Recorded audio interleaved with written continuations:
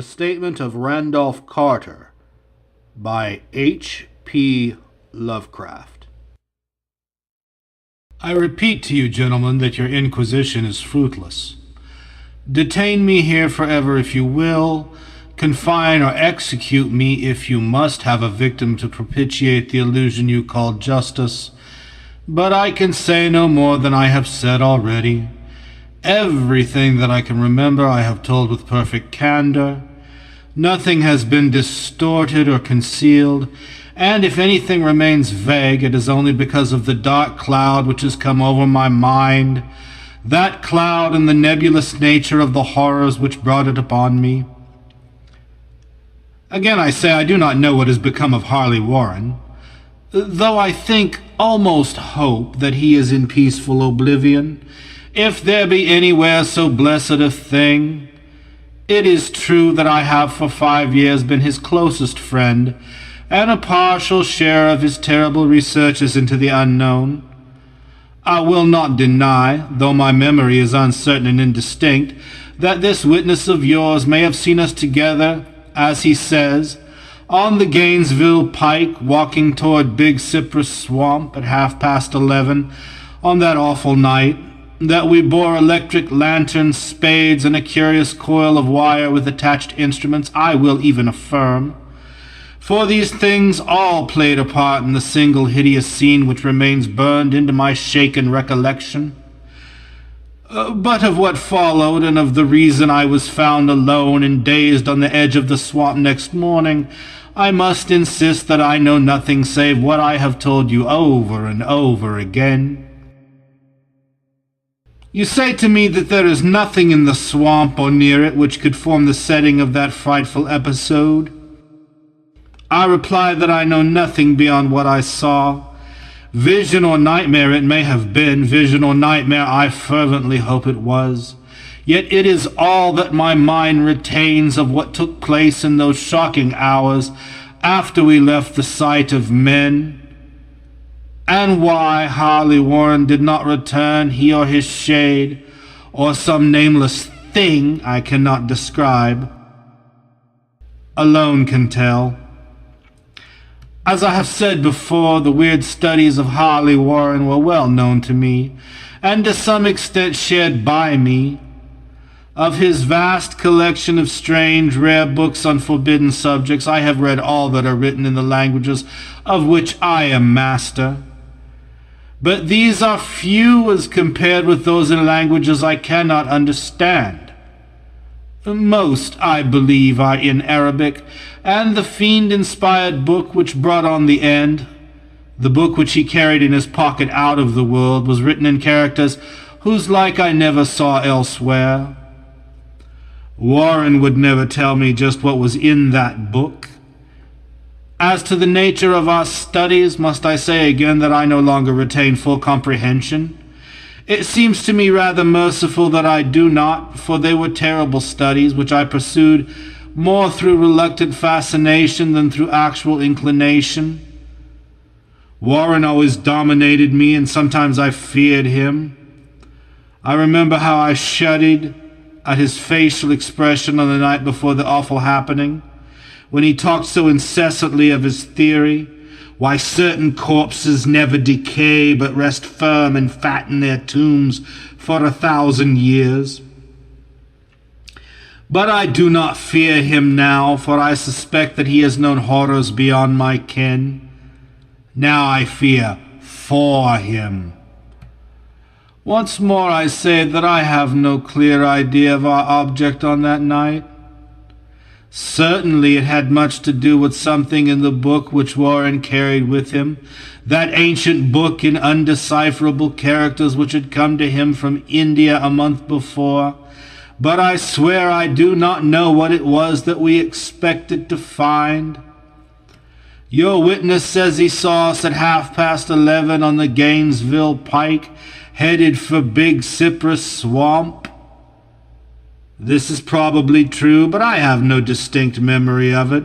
The picture seared into my soul is of one scene only, and the hour must have been long after midnight, for a waning crescent moon was high in the vaporous heavens.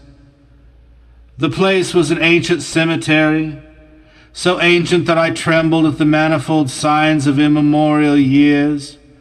It was in a deep, damp hollow, overgrown with rank grass, moss, and curious creeping weeds, and filled with a vague stench which my idle fancy associated absurdly with rotting stone. On every hand were the signs of neglect and decrepitude, and I seemed haunted by the notion that Warren and I were the first living creatures to invade a lethal silence of centuries.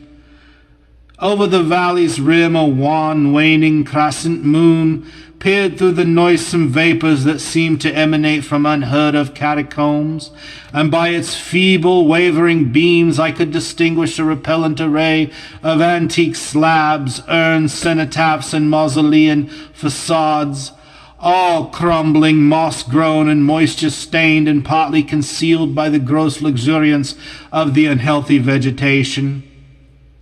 My first vivid impression of my own presence in this terrible necropolis concerns the act of pausing with Warren before a certain half-obliterated sepulchre, and of throwing down some burdens which we seemed to have been carrying. I now observed that I had with me an electric lantern and 2 spades, whilst my companion was supplied with a similar lantern and a portable telephone outfit. No word was uttered, for the spot and the task seemed known to us, and without delay we seized our spades and commenced to clear away the grass, weeds, and drifted earth from the flat, archaic mortuary.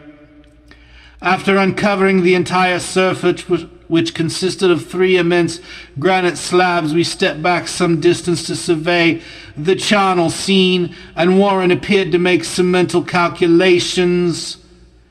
Then he returned to the sepulchre, and using his spade as a lever, sought to pry up the slab lying nearest to a stony ruin, which may have been a monument in its day. He did not succeed, and motioned to me to come to his assistance. Finally, our combined strength loosened the stone which we raised and tipped to one side. The removal of the slab revealed a black aperture from which rushed an effluence of miasmal gases so nauseous that we started back in horror. After an interval, however, we approached the pit again and found the exhalations less unbearable.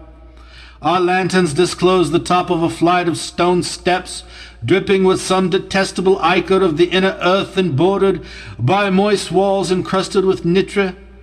And now for the first time my memory records verbal discourse, Warren addressing me at length in his mellow tenor voice, a voice singularly unperturbed by our awesome surroundings. "I'm sorry to have to ask you to stay on the surface," he said, "but it would be a crime to let anyone with your frail nerves go down there. You can't imagine, even from what you have read and from what I've told you, the things I shall have to see and do. It's fiendish work, Carter, and I doubt if any man without ironclad sensibilities could ever see it through and come up alive and sane. I don't wish to offend you, and heaven knows I'd be glad enough to have you with me, but the responsibility is in a certain sense mine, and I couldn't drag a bundle of nerves like you down to probable death or madness. I tell you, you can't imagine what the thing is really like.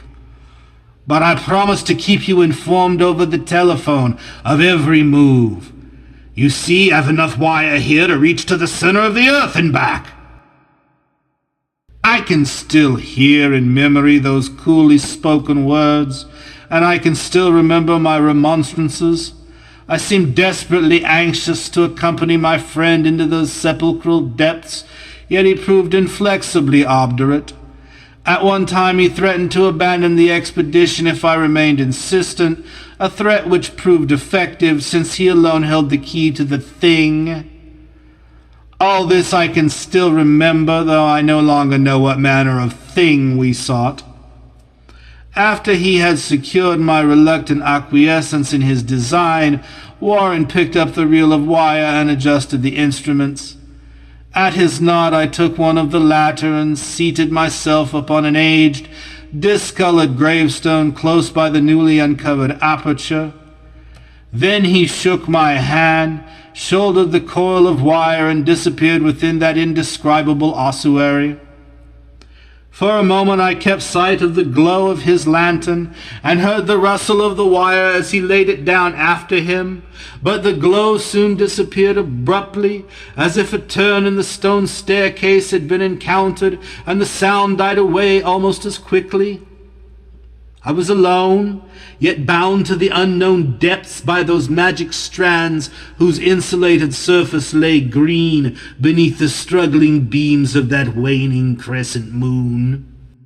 In the lone silence of that hoary and deserted city of the dead, my mind conceived the most ghastly fantasies and illusions, and the grotesque shrines and monoliths seemed to assume a hideous personality, a half-sentience. Amorphous shadows seemed to lurk in the darker recesses of the weed-choked hollow, and to flit as in some blasphemous ceremonial procession past the portals of the mouldering tombs in the hillside.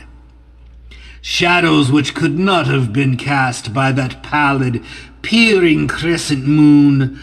I constantly consulted my watch by the light of my electric lantern, and listened with feverish anxiety at the receiver of the telephone, but for more than a quarter of an hour heard nothing. Then a faint clicking came from the instrument, and I called down to my friend in a tense voice.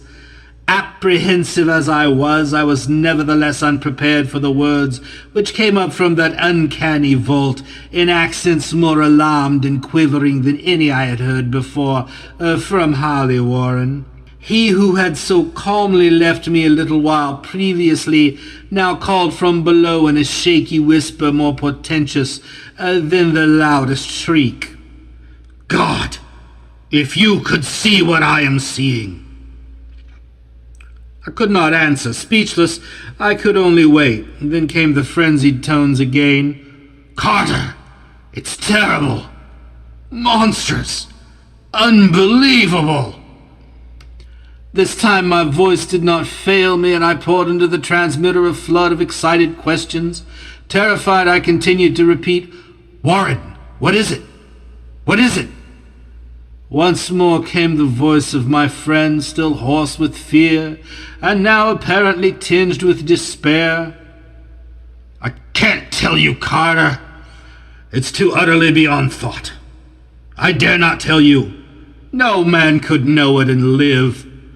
Great God, I never dreamed of this."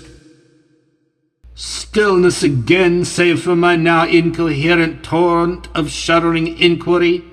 Then the voice of Warren in a pitch of wilder consternation.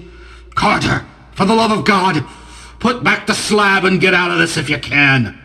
Quick, leave everything else and make for the outside. It's your only chance. Do as I say and don't ask me to explain." I heard, yet was able only to repeat my frantic questions. Around me were the tombs and the darkness and the shadows. Below me some peril beyond the radius of the human imagination. But my friend was in greater danger than I, and through my fear I felt a vague resentment that he should deem me capable of deserting him under such circumstances. More clicking, and after a pause a piteous cry from Warren. "Beat it! For God's sake, put back the slab and beat it, Carter!" Something in the boyish slang of my evidently stricken companion unleashed my faculties. I foamed and shouted a resolution. "Warren, brace up! I'm coming down!" But at this offer the tone of my auditor changed to a scream of utter despair. "Don't! You can't understand! It's too late, and my own fault! Put back the slab and run! There's nothing else you or anyone can do now!" The tone changed again, this time acquiring a softer quality, as of hopeless resignation. Yet it remained tense through anxiety for me. "Quick, before it's too late!" I tried not to heed him, tried to break through the paralysis which held me, and to fulfill my vow to rush down to his aid. But his next whisper found me still held inert in the chains of stark horror. Carter, hurry! It's no use. You must go. Better one than two. The slab! The slab! A pause, more clicking than the faint voice of Warren. Nearly over now. Don't make it harder. Cover up those damn steps and run for your life. You're losing time. So long, Carter. Won't see you again. Here Warren's whisper swelled into a cry that gradually rose to a shriek fraught with all the horror of the ages. Curse these hellish things! Legions! My God! Beat it! Beat it! Beat it! After that was silence. I know not how many interminable eons I sat stupefied, whispering, muttering, calling, screaming into that telephone. Over and over again through those eons I whispered and muttered, called, shouted, and screamed, Warren! Warren, answer me! Are you there? And then there came to me the crowning horror of all, the unbelievable, unthinkable, almost unmentionable thing. I have said that eons seemed to elapse after Warren shrieked forth his last despairing warning, and that only my own cries now broke the hideous silence. But after a while there was a further clicking in the receiver, and I strained my ears to listen. Again I called down, Warren, are you there? And in answer heard the thing which has brought this cloud over my mind. I do not try, gentlemen, to account for that thing, that voice, nor can I venture to describe it in detail, since the first words took away my consciousness and created a mental blank which reaches to the time of my awakening in the hospital. Shall I say that the voice was deep, hollow, gelatinous, remote, unearthly, inhuman, disembodied? What shall I say? It was the end of my experience, and is the end of my story. I heard it, and knew no more.